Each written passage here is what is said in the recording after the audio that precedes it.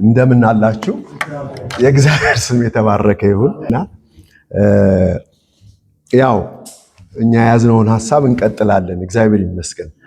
የአባታችን ሆይ የሚለውን ሐሳብ ዛሬ እንመለከተዋለን። ዛሬ ባለፈው ታስታውሱ እንደሆነ መንግስትህ ትምጣ የሚል በጣም ረጅም ጊዜ ነው የወሰድኩት። የዛለት በደንብ አስታውሰዋለሁ፣ ግን እንትን አላልኩትም። ዛሬ እሱን እቀጥላለሁ ማለት አይደለም።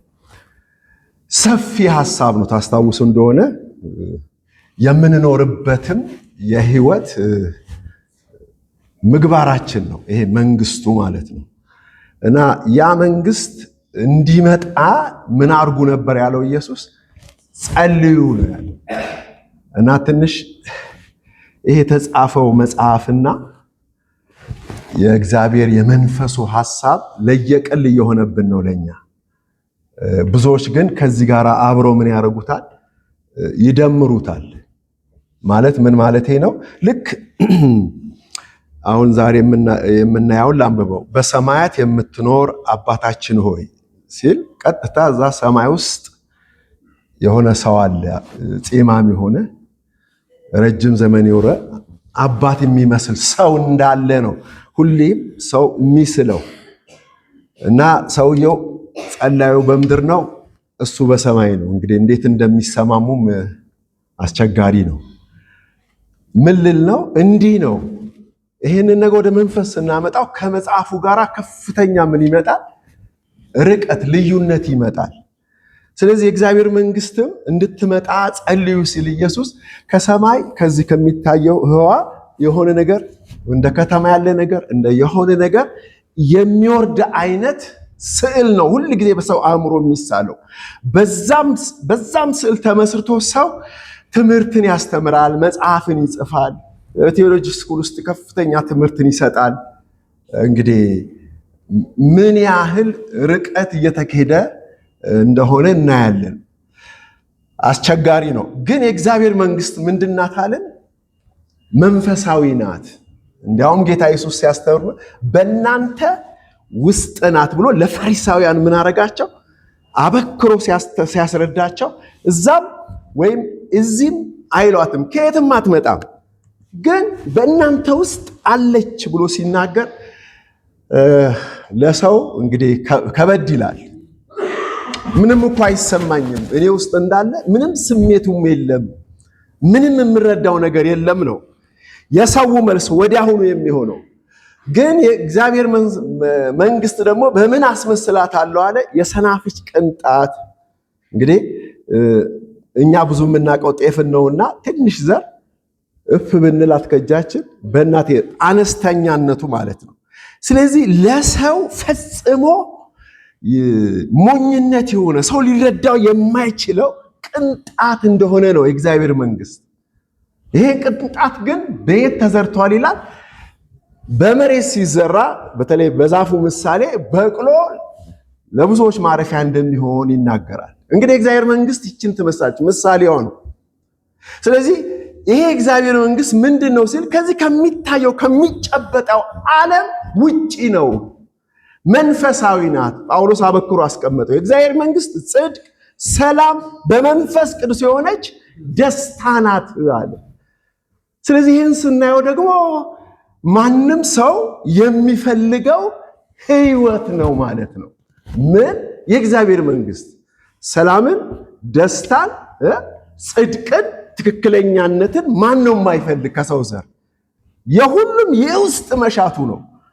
ሳይወድ ነው በክፉ ዓለም ውስጥ የሚተገብረውን ክፋት እየተገበረ የሚኖረው። ስለዚህ የእግዚአብሔር መንግስት ባህሪ ናት፣ ህይወት ናት፣ የሰው ህይወት ናት ማለት ነው።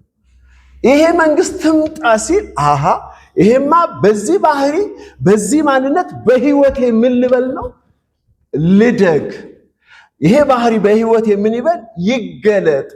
ይሄ እግዚአብሔር አገዛዝ በህይወቴ ዕለት ዕለት ይውጣ ይታይ ብሎ መጸለይ ነው ወደሚል ሐሳብ ገብተን ይሄን ሁሉ አይተናል። እግዚአብሔር ይመስገን። ዛሬ ደግሞ በሰማያት የምትኖር አባታችን ሆይ መንግስት ምን ትበል ነው? ትምጣ ነው ያልኩት። እኔ ወደ ላይ ነው እየሄድኩ ያለሁት። አባታችን ሆይ የሚለውን ሐሳብ ነው ዛሬ ይዤ የመጣሁት። አንድ ትንሽ ላስተሳስረው ስለፈለኩ በሰማያት የምትኖር አባታችን ሆይ እናንተስ እንዲህ ጸልዩ አለና ማንም ሰው ከዚህ በፊት እንዲህ አይነት የጸሎትን መመሪያ ወይም ደግሞ አስተምሮ ከሙሴም ቢሆን ከነ አብርሃምም ቢሆን ከነ ያዕቆብም ከነቢያቶችም መካከል ማንም ይሄንን መርህ ሲሰጥ አልታየም። እና ጌታ ኢየሱስ ክርስቶስ ብቻ ለመጀመሪያ ጊዜ ምን ብሎ ይናገራል? በሰማያት የምትኖር አባታችን ሆይ ብላችሁ ምን አድርጉ አለ? ጸልዩ። ይሄ በጣም የሚደንቅ ነው። በእርግጠኛ ሰምተነዋል፣ በህይወታችን የሚተገበር ነው። ግን በዛ ዘመን ለነበሩት ይሄ አስደናቂ ጸሎት እንዲጸልዩ ለተነገራቸው ግን ግራም ያጋባ ነው። አስቡ፣ እነኚህ ሰዎች አይሁዳውያን ናቸው፣ እስራኤላውያን ናቸው። በእስራኤላውያን ኤሎሄምን ወይ አዶናይን፣ ጆሆቫን፣ ያህዌን አባቴ ብሎ መጥራት ወንጀል ነው። በድንጋይ ምን የሚያደርግ ነው? የሚያስወግድ ነው። እሱ ግን ምን አላቸው? በሰማያት የምትኖር አባቴ አይደለም፣ ስለራሱ አይደለም፣ አባታችን ሆይ ብላችሁ ምን አድርጎ ጸልዩ አለ። ይሄ የሚገርም ስብዕናን የሰጣቸው ስልጣንም ነው ኃይልም ነው። ይሄ የጸሎቱ ሐሳብ በራሱ። ስለዚህ አስቡ እንግዲህ ኢየሱስ የተሰቀለበት ትልቁ ወንጀል ምንድን ነው? እግዚአብሔርን አባቴ ነው አለ ተብሎ ነው። ስለዚህ ራሱን ምን አድርጓል? አማልክት አድርጓልና ምን ይደረግ? በድንጋይ ይወገር ነው። ስለዚህ የመስቀል ሞት ይገባዋል አለለ ጴጥሮስ። ማነው ጲላጦስ? ምንድን ነው እኔ መርምሬ ምንም አይነት እንከን አላገኘሁበትም ማለት። ስለዚህ እናንተ በሕጋችሁ ምን አድርጉት አለ? እንደወደዳችሁ። እኛ ሕግ አለን እኛ እንደ ሕጋችን መጠን ምን እናደርግበታለን አሉ? እንፈርድበታለን አሉ። ምንድነው ሕጋቸው ሲባል የሙሴ ሕግ ነው። ሰው ራሱን ከእግዚአብሔር ጋር ምን አድርጓል? ያስተካከለ ምን ይገባዋል? የሞት ፍርድ ይገባዋል። ስለዚህ በመስቀል ላይ ይሰቀላሉ እና ወስደው ሰቀሉት።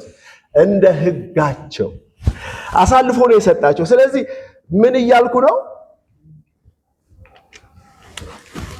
ዛሬ ሰው እግዚአብሔር አባቴ ነው ብሎ ያፈረበት ዘመን ነው። አባቴን ብሎ ለመጥራት አቅም ያጣበት ነው። እንድታውቁ እኛም ብዙ እንዘነጋለን።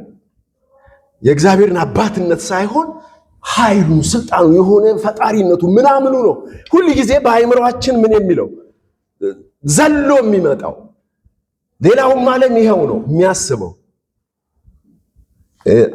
ክርስቶስ አባታችን ሆይ ሲል እዛ ውስጥ በጣም ብዙ ሐሳብ አለ። እግዚአብሔር አባት ነው ሲባል እግዚአብሔር ማን ነው ብለን ስናይ እግዚአብሔር ፍቅር ነው። እግዚአብሔር መሐሪ ነው። እግዚአብሔር ርኅሩህ ነው። ለሙሴ እንደገለጸለት ማዶ እኔ ይቅር ባይ ነኝ፣ መሐሪ ነኝ፣ ርኅሩህ ነኝ ብሎ ነው የተናገረው። እንግዲህ ይሄ መሐሪ፣ ይሄ ፍቅር፣ ይሄ ርኅሩህ ምን ተባለ? በኢየሱስ አንደበት ደግሞ አባታችን ነው አለ። ክርስቶስ ሰውን ከእግዚአብሔር ጋር እንዴት ነው ያደረገው? እንዲህ ነው ያጋባው። አስደናቂም መገለጥ ነው እንዴ! ሰዎች እኮ እውነታቸውን ነው አይደል? ባላቸው አስተሳሰብ፣ ባላቸው ስብዕና፣ ነፍሳዊ መረዳት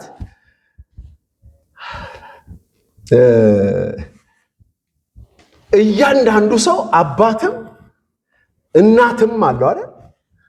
እንዴት ዘልዬ እግዚአብሔር ምኔ ነው አባቴ ነው ላለው። አሁን የቸርች ሲስተም ችግር ይሄ እንደሆነ ታውቃላችሁ። እኛ የጉዲፈቻ ልጆች ነን እንጂ የዘሩ ልጆች የባህሪው ልጆች አይደለንም ብለው ነው አባትነቱን የሚክዱት። ይሄ በእግዚአብሔር ፊት አስጸያፊ ነው። እግዚአብሔርንም መሳደብ፣ እግዚአብሔርንም መካድ ነው። እኔ እንደዚህ ነው የሚታይ፣ ክህደት ነው። ምንድነው ችግሩ? የሰው ባህሪ ነው። አሁን ችግሩ ሰው በኃጢአቱ ምን ካለ በኋላ ከወደቀ በኋላ የእግዚአብሔርን ባህሪ አጥቷል። እግዚአብሔር አባት ነው። እግዚአብሔር አባታችን ነው። አባት ብቻ ሳይሆን አባታችን ነው። ይሄ እንግዲህ መንፈስ በብዙ ይግለጥልን። ህብረቱ፣ ውህደቱ፣ ጥምረቱ እኔ በጥቂቱ ነው ላወራ የምሞክረው። እግዚአብሔር ግን በባህሪ በህይወቱ ሲመጣ ግን በብዙ አቅጣጫ በህይወታችን የሚገለጥ እውነት ነው። ሁሌም የምናወራው ነገር ነው። እንደ ቀላል ነገርም ይመስላል። ግን የህይወታችን ግን ምንድነው? መሰረት ነው። መሰረት ብቻ አይደለም፣ እድገትም ነው።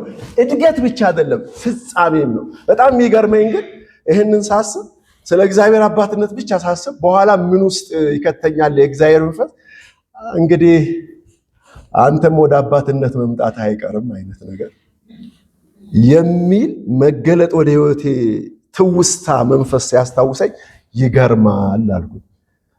እግዚአብሔር ብቻ አይደለም። አሁን እግዚአብሔር በአባትነት መገለጡ ያንን አባትነት ለህዝቡ ምን ሊል ነው?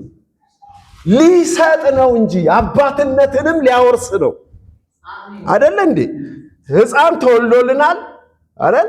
ወንድ ልጅም ተሰጥቶናል፣ አለቅነትም በጫንቃ እሱ የሰላም አምላክ የዘላለም። አያችሁት? ሶስት ባህሪ በማህይወት ውስጥ እናያለን። በክርስቶስ ህይወት ውስጥ ሕፃን፣ ወንድ ልጅ፣ ከዛ መጨረሻ ምን ሆነ? አባት። ይሄንን ክርስቶስን ነው ምን ያደረገው? ለኛ የሰጠው። ስለዚህ ወደዚህ የእድገት ደረጃ እንዴት ይሆናል ለሚለኝ ሰው የፍጥረት ናፍቆት ማንን እየጠበቀ ነው? የእግዚአብሔርን ልጆች አይደለ? የክብር ምን መሆን ነው? መገለጥ ነው። ያ ባህሪ ነው፣ ያ ማንነት ነው፣ ያ ፍጻሜ ነው አባትነት። ፍጥረትን ወደ እግዚአብሔር ምን ማድረግ? መመለስ። ፍጥረትን ወደ ነበረበት ወደ ወጣበት ህይወት ምን ማድረግ? ማምጣት። የአባትነት የርኅራኄ፣ የምህረት፣ የፍቅር፣ የማዳን አገልግሎት ነው እሱ። ያለ ፍቅር የእግዚአብሔር መንግስት አገልግሎት በፍጹም የማይሆን ነገር ነው። ያለ ፍቅር። ምክንያቱም የተሰጠን ባህሪ ትልቁ ባህሪው ምኑ ነው? ፍቅር ነው። ፍቅር ውስጥ ምን አለ?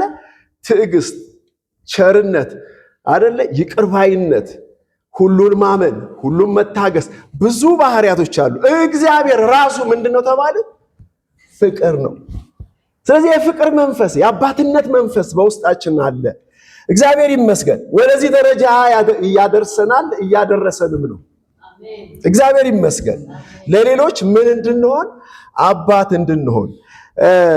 ግን ክርስቶስ ሲጀምር ምንድነው ያለው? በሰማያት የምትኖር ነው። አባትነቱን ብቻ አይደለም፣ አድሬስ አድርጎታል።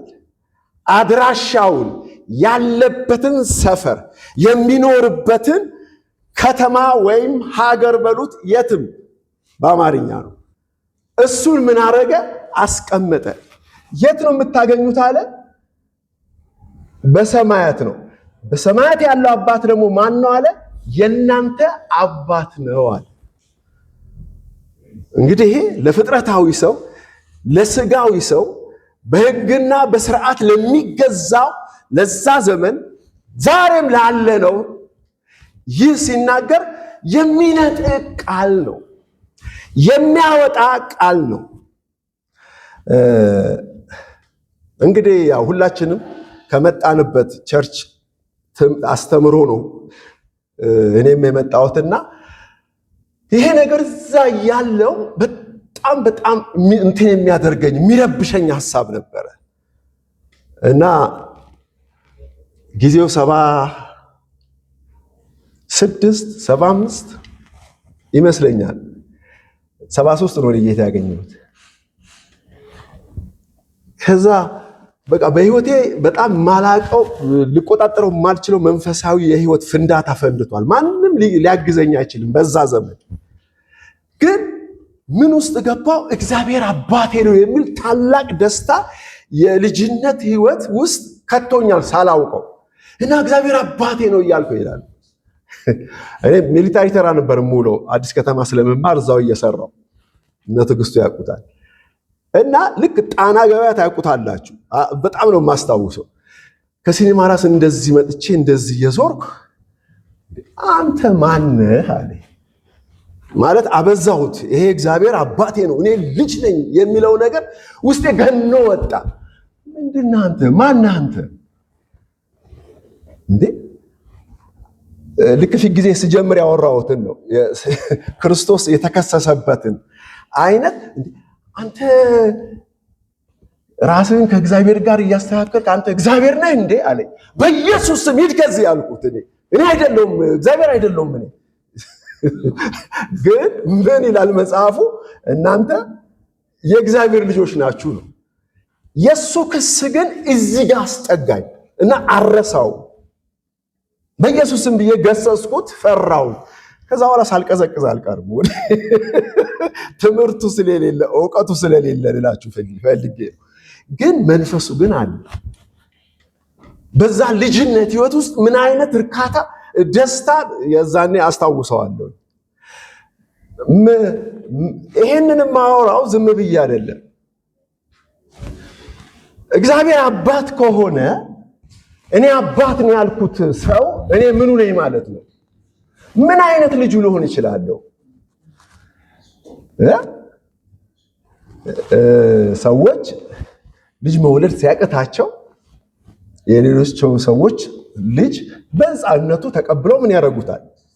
ያሳድጉትና በዛ ስም ልጁ በአሳዳጊዎቹ ስም ምን ይላል? ይጠራል። ትምህርት ቤት አባት ማን ነው? አሳዳጊ ነው። ስሙም ሁሉ ይሄ ልጅ የዛ ቤተሰብ ምን ይሆናል? ልጅ ይሆናል። ግን የዘር ልጅ ነው አይደለም። ይኸውላችሁ ቸርች ይሄንን ነው የምታወራ። እኛ ተወልደን የተጣልን እና እግዚአብሔር ከመንገድ ላይ ሰብስቦ ምን ያደረገን ያሳደገነን ነው ብለው የሚናገሩት ቴዎሎጂያንስ የበረቱ የመለኮት አገልጋይ ነን ባዮች በዚህ ጉዳይ ላይ እንዲህ አድርገው ነው የሚናገሩት። ከየት አመጣው ስትለው እዚህ በእንግሊዝኛ የተጻፈ ነገር አለ ኤፌሶን ላይ children of God የሚል children of God። ይሄ እንግሊዘኛው እና የኛ አማርኛ ትንሽ ችግር አለው። እንግሊዘኛው the son of God ይላል አይደል ወይ the sons of God ይላል፣ the children of God ይላል። በእነዚህ ጥሪ መካከል ልዩነት አለ። the children of God የሚለው ላይ በአንዳንድ ቦታ ላይ ትርጉሙ የማደጎ ልጅ ብሎታል። ራሱ መጽሐፉ የማደጎ ልጅ ብሎታል። ስለዚህ ከዚህ የተነሳ ነው ብሎ ይናገራል። እንግሊዘኛው ግን ልክ ነው አይደል? ችልድረን ሲል ምን ማለት ነው? ያልበሰሉ ህፃናት ልጆችን ነው የሚያስታውሰን አይደል? ሰንስ ኦፍ ጋድ ሲል የበሰሉ ትልልቅ ልጆችን ነው። እነዚህ ህፃናቶች ያንተ ናቸው ይባላል አይደል?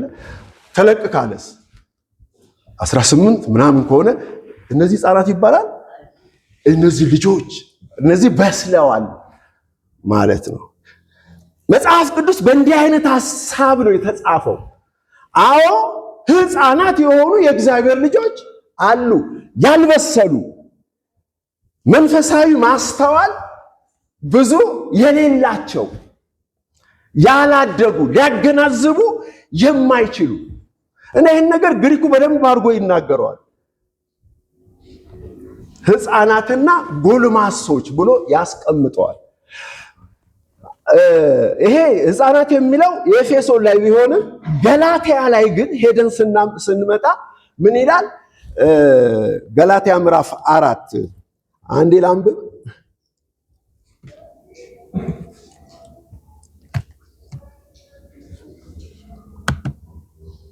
ገላትያ ምዕራፍ 4 እዚህ ብዙ ይናገራል። እንዳውም ላንብበው ከቁጥር 1 ጀምሮ። ነገር ግን እላለሁ ወራሹ ሕፃን ሆኖ ባለበት ዘመን ሁሉ ምንም የሁሉ ጌታ ቢሆን ከቶ ከባሪያ አይለይም። ነገር ግን አባቱ እስከቀጠረለት ቀን ድረስ ከጠባቂዎችና ከመጋቢዎች በታች ነው። እንዲሁ እኛ ደግሞ ሕፃናት ሆነን ሳለን ከዓለም መጀመሪያ ትምህርት በታች ተገዝተን ባሪያዎች ነበርን። ነገር ግን የዘመኑ ፍጻሜ በደረሰ ጊዜ እግዚአብሔር ከሴት የተወለደውን ከሕግም በታች የተወለደውን ልጁን ላከ።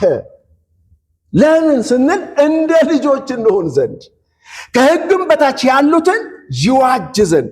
ልጆችም ስለሆናችሁ እግዚአብሔር አባ አባት ብሎ የሚጮህ የልጁን መንፈስ በልባችሁ ውስጥ ላከ። ስለዚህ ከእንግዲህ ወዲህ ልጅ ነህ እንጂ ባሪያ አይደለህም። ልጅ ከሆንክ ደግሞ በክርስቶስ የእግዚአብሔር ወራሽ ነህ ይላል። ገልጾ የምፈልገውን ነገር እዚህ ጋር በትክክል ተቀምጧል። ሕፃናት በሆንን ዘመን ሁሉ ኢቭን በትምህርት እንኳን ባሪያዎች ነን። ያለማወቅ ባሪያ ማለት ነው። ያለመረዳት ባሪያ።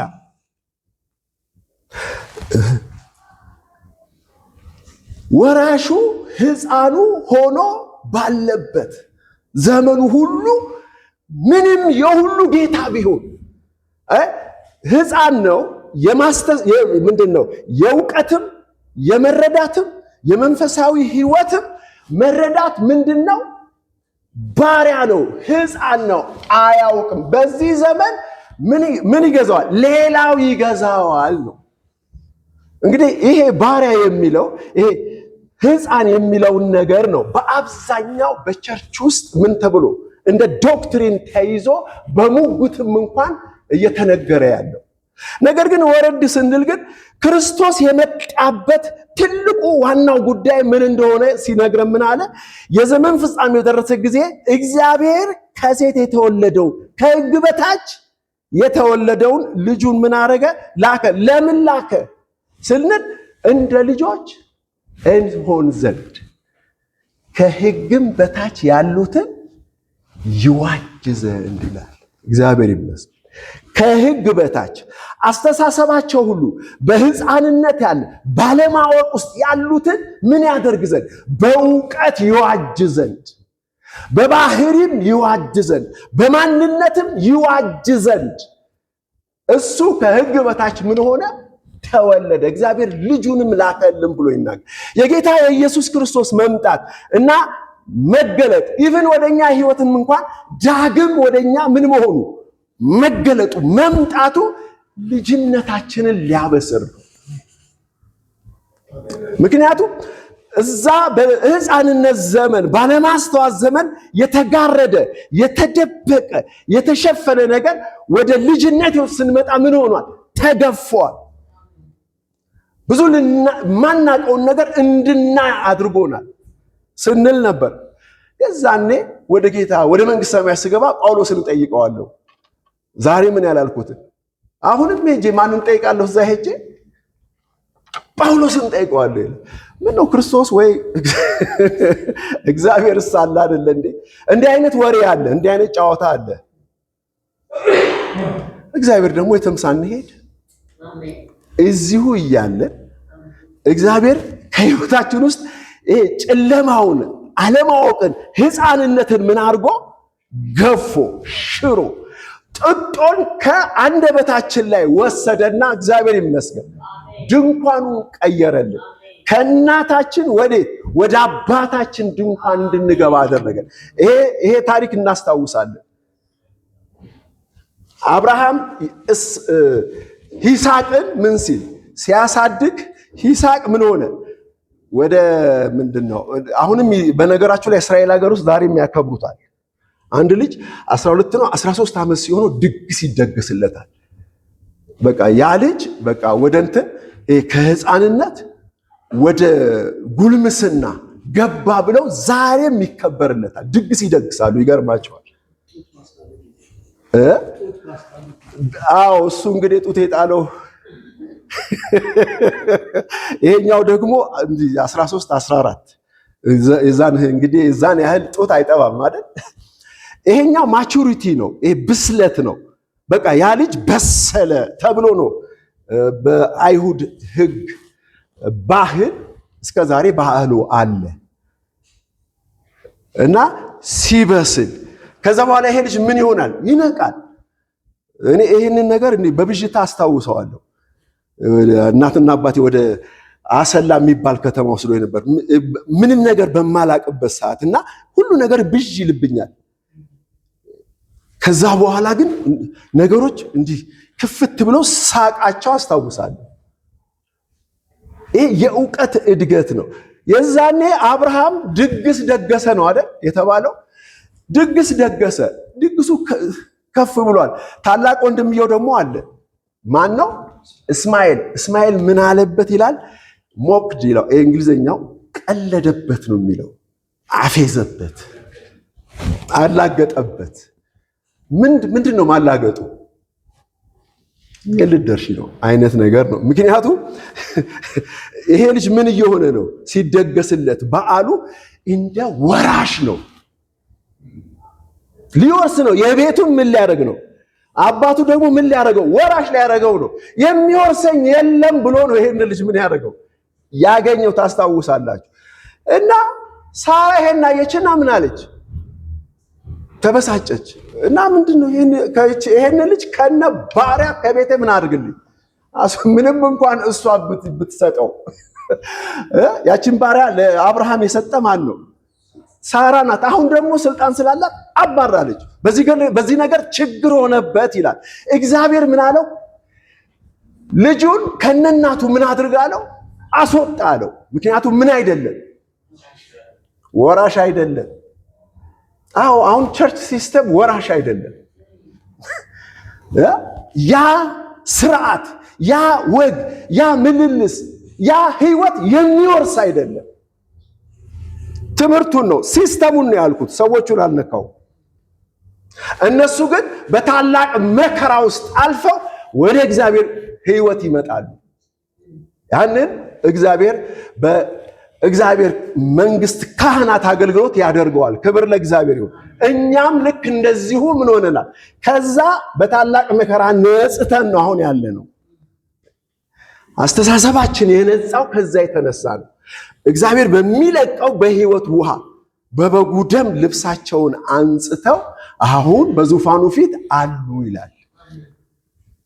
ያ ነገር ለነሱ ተዘጋጅቷል። እግዚአብሔር ይመስገን። ስለዚህ ጳውሎስ ይህንን ጉዳይ በደንብ ይተነትኗል። እስማኤልን እናቱን ዛሬ የት አለች አለ? የዛሬቱ ኢየሩሳሌም ናት አለ። አይገርምም? ዛሬ አለች አለ ኢየሩሳሌም ከነምኗ፣ ከነ ስርዓቷ፣ ከነ ህጓ አለች ብሎ ይናገራል። የሳራንስ የላይኛይቱ ምንድናት አለ? ጽዮን እሷ እናታችን ናት ብሎ ይናገራል። እግዚአብሔር ይመስገን። ስለዚህ ይሄ ምንድነው ብለን ስንል ከነበረው ስርዓት፣ ወግ፣ ልምምድ፣ ህይወት፣ ትምህርት ተገፎ ምን መሆን ነው? ነፃ መውጣት ነው። ልጅነት እዚህ ጋር ነው ምን የሚለው ፏ ብሎ የሚመጣው ብራይትነት የሚያገኘው እዚህ ጋር ነው። ብሩህ ሆኖ በትክክል መረዳት ውስጥ ሰው የሚደርሰው ከዛ ስርዓትና ወግ ሙልጭ ብሎ በእግዚአብሔር አሰራር፣ እግዚአብሔር ይመስገን፣ በእግዚአብሔር ኃይል ተነጥቆ ምን ነው ሲወጣ ነው። እነሱ በስጋ አረጉት እንጂ ጌታ ሲመጣ ምን እንሆናለን ይላሉ? እንነጠቃለን ይላሉ። አዎ፣ ግን ጌታ እንዴት ይመጣል? ንጥቀቱስ እንዴት ነው የሚል ጥያቄ ያዘለ ነገር ከኛ ይወጣል። ጌታ እንደገና በሰው አካል እግሮቹን እንደዚህ ዘርግቶ ከሰማይ እየተወረወረ አይመጣም። ሊሆንም አይችልም። ሰውም እዚህ ከነምኑ ከነግሳንግሱ ከነሰውነቱ ወደ ሰማይ ተንዘፍዝፎ ምን አይልም፣ እንደ ወፍ አይበርም። ይህንን እኛ አናቀው በእግዚአብሔር መንግስት። እህስ ሲባል አሁን እያወራሁት ያለው ነገር ነው። ከህፃንነት ወዴት ወደ ጉልምስና የሚያመጣን የእግዚአብሔር የክርስቶስ የመገለጡ ዕውቀትና የመንግስቱ መለከት ትምህርት ሲለቀቅ እንነጠቃለን። በምን? በአስተሳሰብ፣ በዕውቀት። ካለማወቅ ወደ ዕውቀት ምን እንሆናለን? እንመጣለን። ለዚህ ማስረጃ የሚሆነው ቆላስይስ ምዕራፍ 1 ቁጥር 12 13 ላይ ነው። ምንድነው የሚለው? እስቲ እሱን ላንብብላችሁ።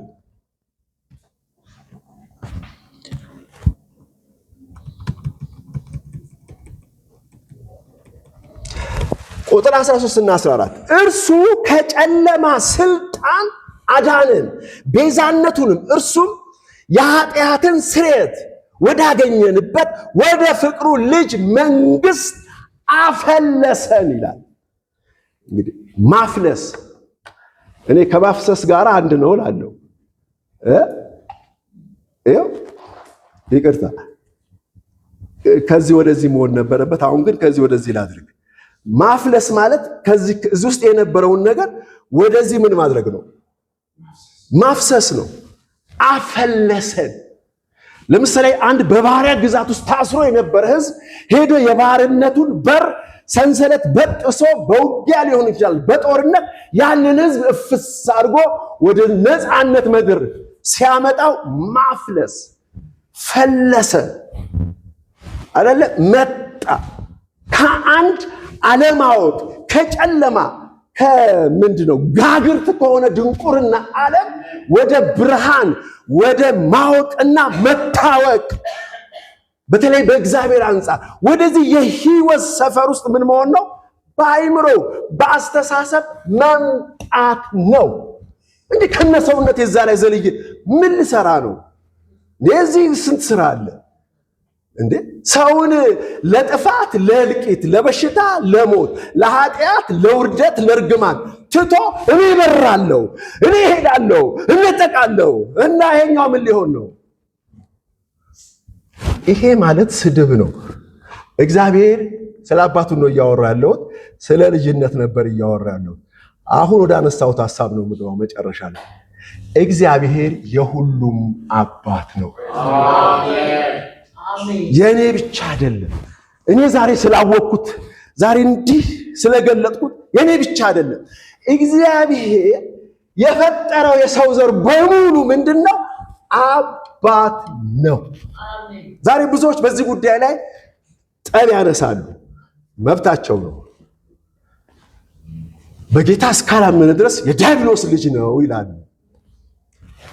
አስተሳሰቡ፣ ባህሪው፣ አለማወቁ ግን በሱ ውስጥ ዘር አለ። በዛ ሰው ውስጥ ይሄ ዲያብሎስ ልጅ ነው ምናምን ነው በተባለው ሰው ውስጥ ዘሩ አለ። እንዴት አወቀው ካልከኝ ወዳለፈው ሳምንት ትምህርት ላይ ያመጣኝ ለፈሪሳውያን ምን አላቸው? መንግስት የት ነው የምትመጣው? መቼ ነው የምትመጣው ሲሉት መንግስተ ሰማያት ከዛም አትመጣ ከወዲህም አትመጣ። እነሆ መንግስተ ሰማያት የት ናት አለ። ለማ አሜን። ክርስቶስን ያምኑታል? ይቀበሉታል? በፍጹም። ስለዚህ በዚህ ዓለም ህዝብ ላይ በሰው ሁሉ ዘር ላይ የእግዚአብሔር መንግስት በእያንዳንዱ ሰው ህይወት ውስጥ አለ። እንደ ሰናፍጭ ቅንጣት ምን ሆኗል? መቼ የሚለኝ ሰው ሊነሳ ይችላል። ይሄን ሳወራ ለሚያዳምጠው ማንም ሰው መጽሐፍ ቅዱስን የሚያነብ ሰው የሚያስታውሰው ነገር ላስታውሰው የምፈልገው ነገር ምንድነው? እግዚአብሔር ዘፍጥረት ምዕራፍ 1 ቁጥር 26 27ን ሲያነብ ሰውን በመልካችን እንደ ምሳሌያችን ምን እናርጋለ? እንፍጠር አለ። እግዚአብሔርም ሰውን በመልኩና በአምሳሉ ምን አረገ? ፈጠረ።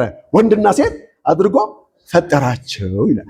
ከዛስ በገነት አኖራቸው። ይሄ ማዘር ነው። ምኑና ምኑ?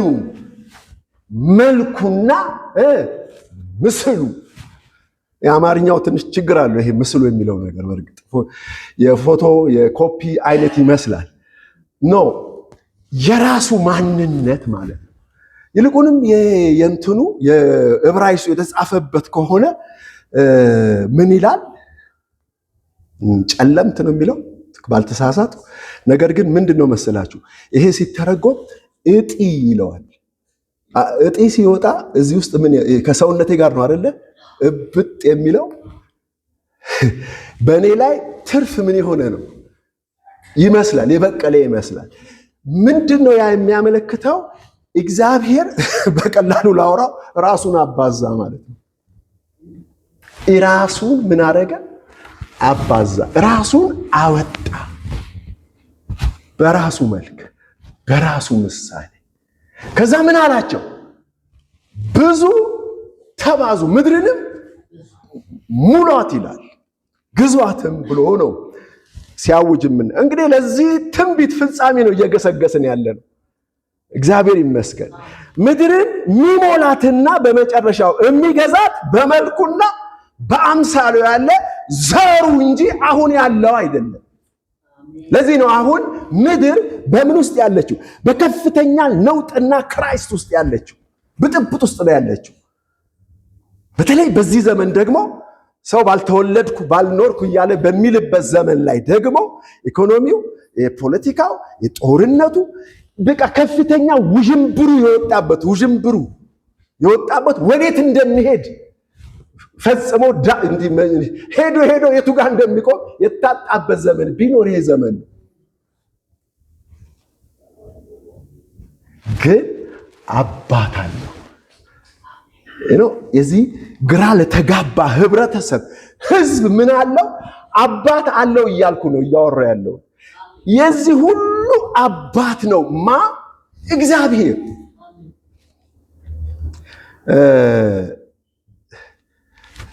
እሺ ታሪኩን ልቀጥለው።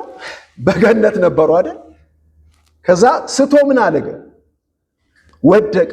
በመንፈስ ምን ሆነ? ሞተ። በስጋ ምን ሆነ? ነቃ።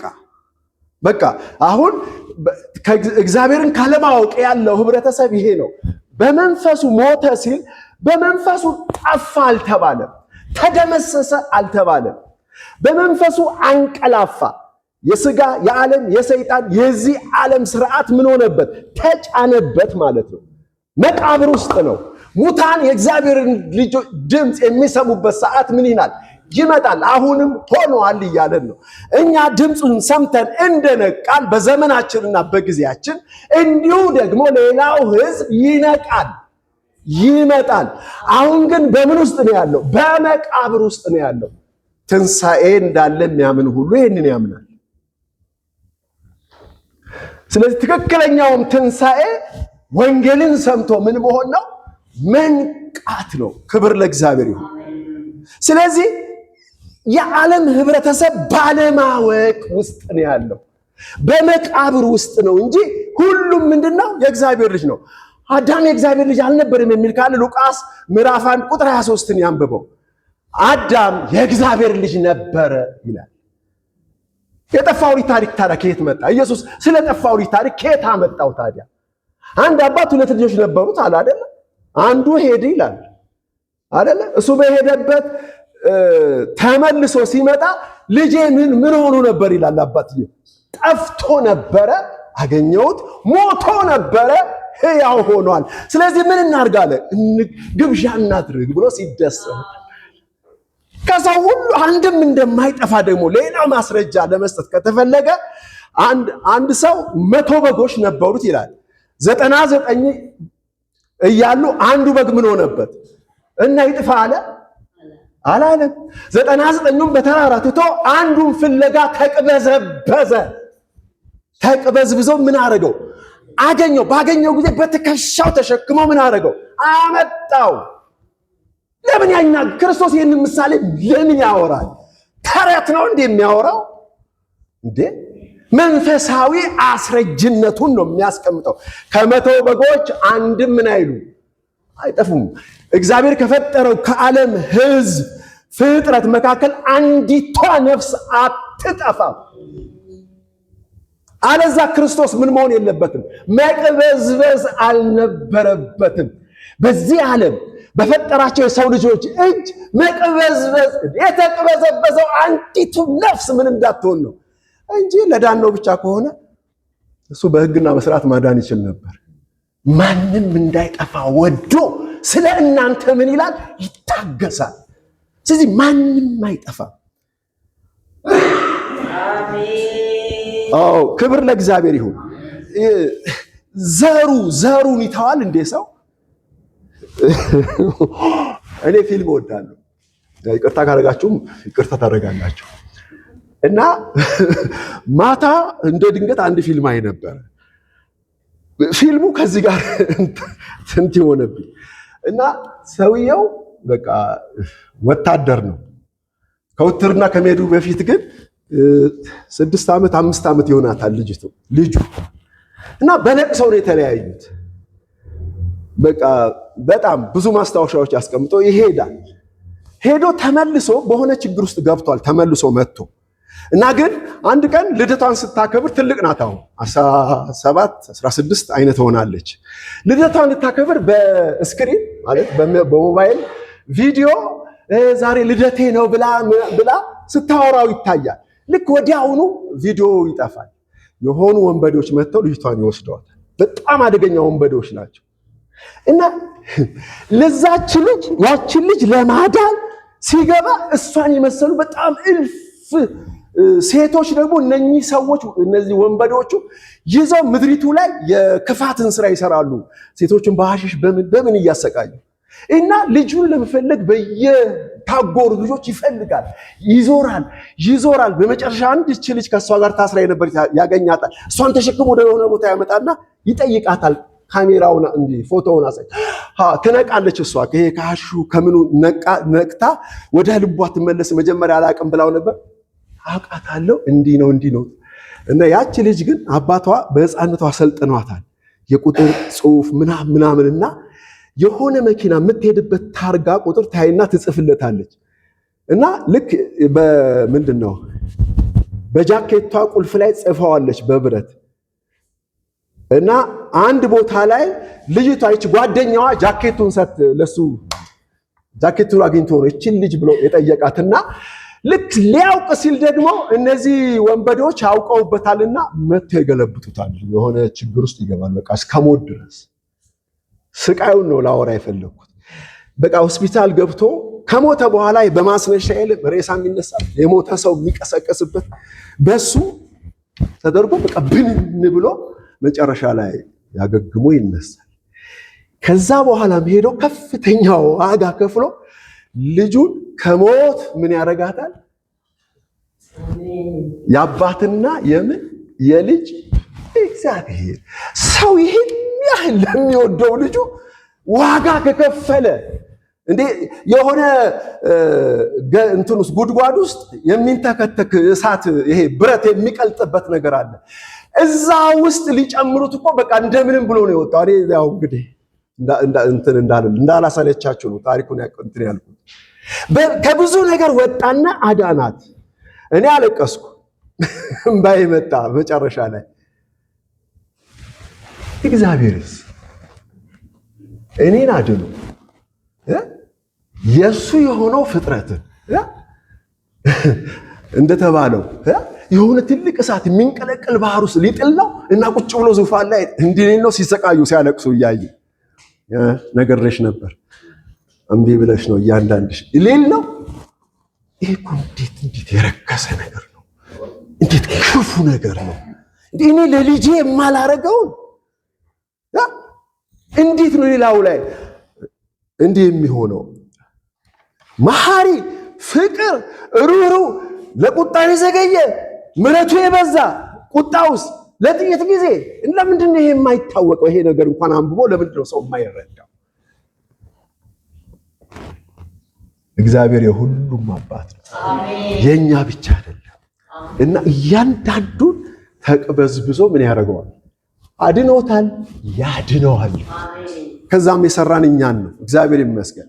እኛም ለዚህ ተልእኮ መፈጸም አቁሞናል። ይህን የምንሰማው ለፍጥረት ዓለሙ ምን እንድንሆን ነው? እንድንራራ ነው፣ እንድንረዳ ነው። ማንም አይጠፋም። ስለዚህ ለማይጠፋው ለዚህ ህብረተሰብ እኛ ምንድነን? አገልጋዮች ነን፣ አዳኞች ነን፣ የተላክን ነን ወገኖቼ እንጂ ታሪክ አይደለም። አሁን እዚህ ጋር እያወራው ያለሁት የእግዚአብሔር ስም ብሩክ ይሁን። አባታችን ሆይ በሰማያት እንጸልያለን።